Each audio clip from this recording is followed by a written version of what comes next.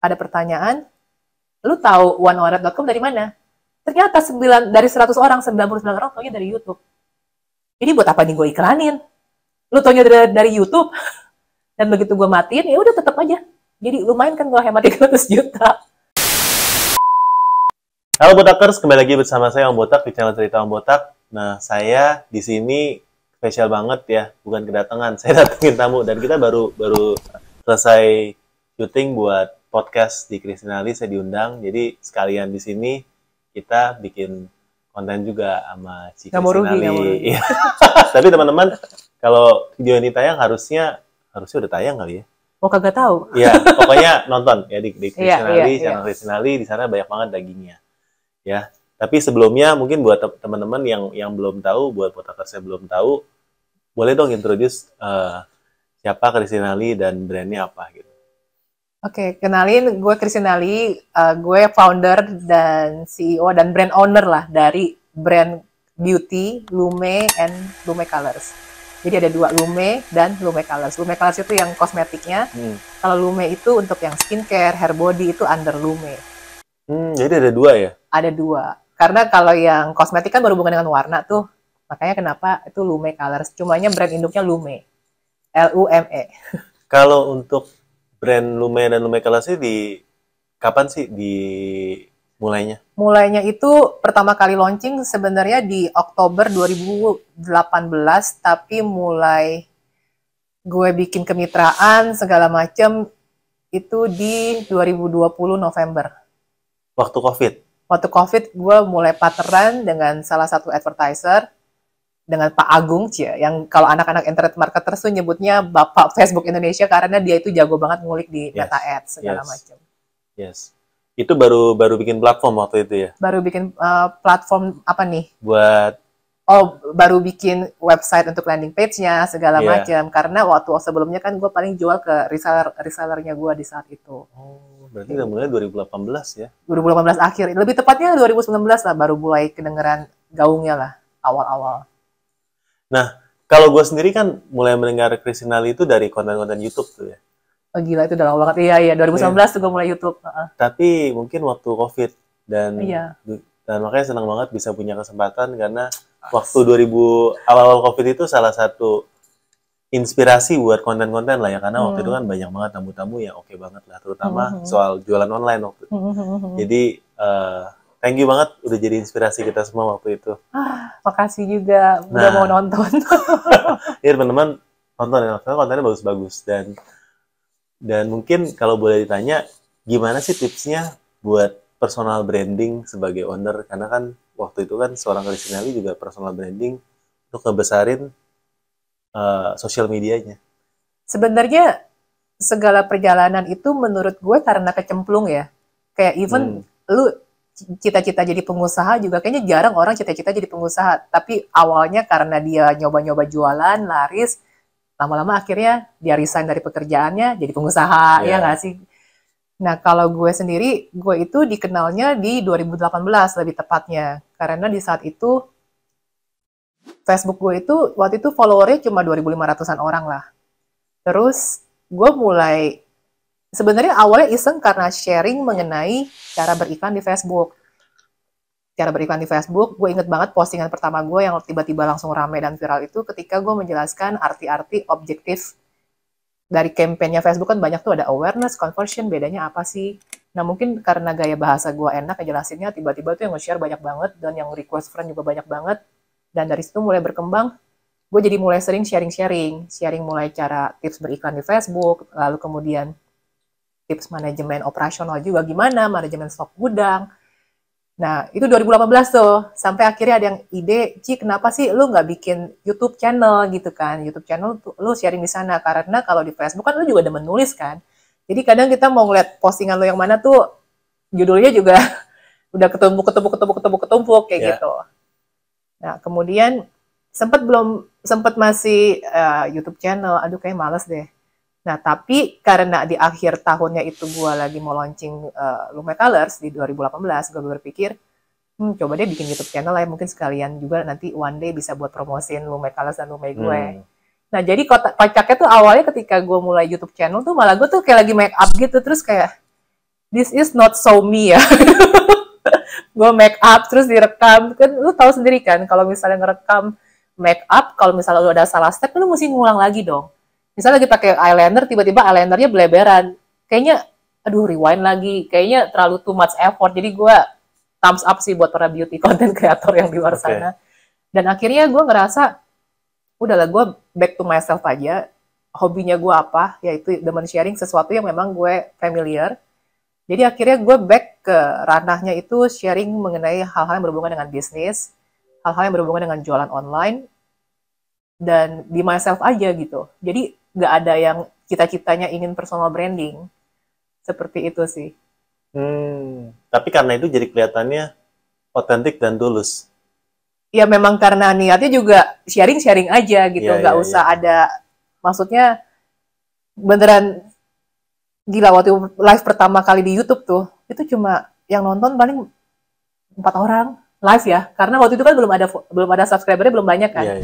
Terus gue cuek aja, watch aja lah. Sampai sekarang videonya masih ada itu ya, pokoknya live nggak jelas dengan background seadanya, karena memang menurut gue di saat itu sosmed itu adalah my playground, bukan sesuatu yang gue jadiin bisnis gitu.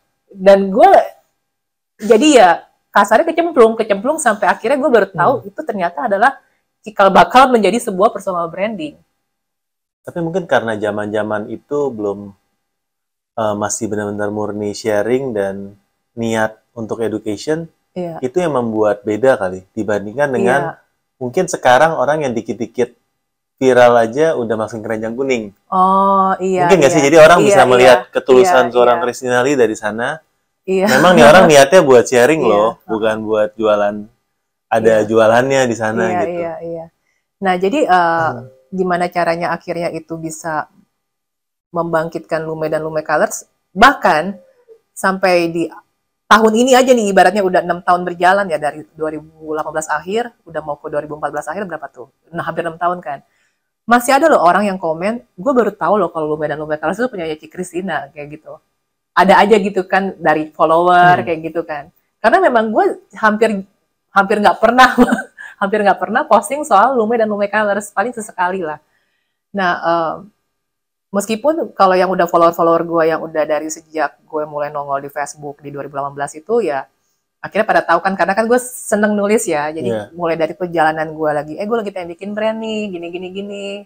Jadi gue sering melibatkan mereka. Kira-kira nama yang cocok apa ya? Atau misalnya, guys mau survei kecil-kecilan dong buat kalian para cewek-cewek nih. Rata-rata tuh kalau pakai kosmetik, benda wajib yang paling sering lu bawa tuh apa sih? Yang sering lu beli berkali-kali tuh apa sih? Walaupun lu udah punya tuh produk. Akhirnya nongol lah lipstick. Dan mungkin juga karena mereka taunya dari gue yang sebelumnya sering sharing itu detail. Terus juga ada beberapa yang komen, lu tuh gila ya Ci ya. Lu bikin struktur. Manajemen tim lu tuh kayaknya lu tuh orang yang perfeksionis banget kali. Sehingga karakter-karakter tersebut melekat ketika gue launching sebuah produk. Mereka tuh berpikir, ini kalau produknya adalah seorang Christina Lee yang punya, ini pasti secara formula, secara apanya, klaimnya, apa segala macam tuh udah pasti perfect. Kasarnya gitu, ini menurut mereka. Dan tentu saja sudah harus dibuktikan juga dengan memang delivery produknya juga memang harus sesuai dengan ekspektasi mereka juga sih, kayak gitu. Jadi walaupun sebenarnya di konten-konten itu nggak melulu jualan. Iya. Dan bahkan orang juga nggak tahu, bahkan mungkin audiensnya nggak irisan ya. Iya.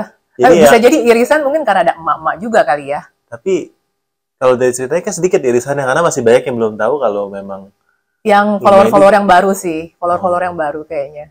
Iya. Nah kalau lihat dari sosial mediamu kan yang ada Facebook, Instagram, TikTok, sama YouTube ya. Itu 4 yang utama kan? Iya. Yang mana yang paling berasa tuh ini tuh yang paling penting kalau boleh pilih salah satu? Sebenarnya bukan gue ngomongin paling penting ya, tapi gue paling nyaman mainnya di mana? Iya. Gue paling nyaman mainnya di Facebook. Pertama, gue orangnya jarang foto. Kalau Instagram kan main di foto kan. Iya. Kalau di Facebook kan main di tulisan. Tulisan kan bisa panjang kayak gitu. Iya. Dan gue tuh demen nulis. Jadi tuh gue bisa banyak banget tulisan-tulisan gue, mulai dari yang koplak, mulai dari yang tips. Jadi bener-bener the Facebook itu adalah playgroundnya gue sih. Tapi kalau misalnya lo mau ngomongin yang paling conversion sebenarnya, mungkin waktu gue masih punya platform 101red.com. Jadi 101red.com itu 101red.com. Sekarang website-nya udah nggak ada ya guys, gara-gara pernah dihack orang. Itu adalah sebuah platform yang mempertemukan seller-seller atau pemilik brand dengan reseller-reseller. Jadi kan waktu itu gue udah punya kekuatan di mana gue punya 500 reseller tuh saat itu. Di mana 500 reseller ini ibaratnya yang sudah terkurasi, ibaratnya kayak Spartan lah, udah pada punya toko, segala macam. Jadi gue punya strength-nya itu, gue menawarkan para pemilik brand, lo mau nggak masukin ke sebuah platform 101red.com di mana produk lo nanti juga akan dijualin oleh para reseller-reseller ini. Seperti itu. Nah, di situ untuk bisa join jadi resellernya 101red.com atau gue nyebutnya 101red.com itu ada biaya fee 1,75 juta per tahun. Karena kan mereka gue bikinin website replika, jadi connect ke satu database. Dan mereka pun juga memiliki kesempatan untuk bisa dapat harga yang oke dengan diskon 25-30% dari para pemilik brand. Nah, untuk menarik biaya fee segitu, dulu kan gue masih pakai iklan di Facebook. Sampai akhirnya ketika gue terjun di YouTube itu, gue mungkin nggak pernah iklanin 101red, tapi selalu ada kata di depan, video ini dipersembahkan oleh 101red.com. Dari situ, dalam sebulan, pas udah mulai subscriber gue udah nyentuh 100.000 subscriber doang tuh ya. Kemudian juga view-nya juga udah setidaknya rata-rata 10.000, 20.000 view per video. Itu minimal 2.000 member dapat setiap bulan tanpa iklan, hanya mengandalkan YouTube. Mantep ya. Jadi itu dia AdSense lewat tuh. Lewat. Jadi waktu itu gue inget banget budget iklan gue dulu 300 juta per bulan untuk mendapatkan sekitar 500 member. 500 member dikali 1,7 ya dipotong biaya iklan ya berapa lah ya. Dan itu 300 juta untuk mendapatkan 500 member. Terus sampai one day gue inget banget kenapa gue mulai berpikir apakah ini iklan nggak efektif atau enggak. Gara-garanya waktu itu kalau nggak salah sempat ada pemilu kalau nggak salah di mana tuh WhatsApp, Facebook tuh sempat down. Jadi iklan kan down selama berapa hari, 3 hari atau 4 hari gitu ya. Tapi kok yang daftar jadi member gue masih banyak.